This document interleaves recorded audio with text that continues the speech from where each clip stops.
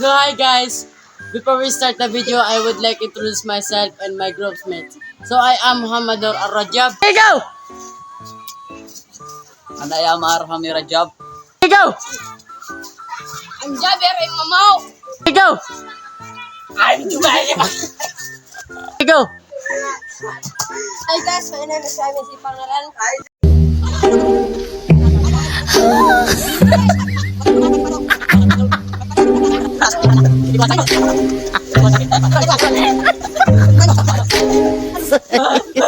I'm so sorry.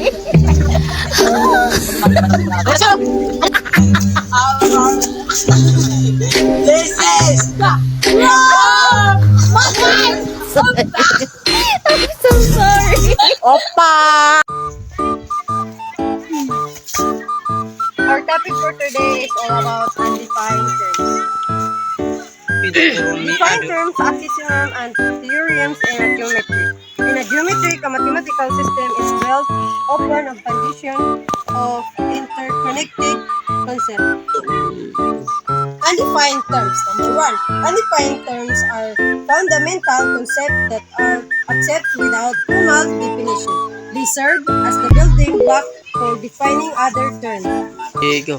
Terms, while not formally defined, they are described to provide an intuitive understanding. The three primary undefined terms in Euclidean geometric areas. Bilang apa? Bilang. Puro man. Here you go. Number one, point. A point represents a location in space. It has no size or dimension, often visualized as a line. Number two, line.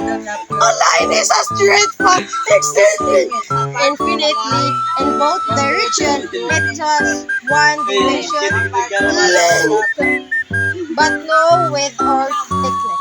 Number three, last, plane. A plane is a flat surface extending infinitely in two dimensions. It has length and width, but no depth. Hey.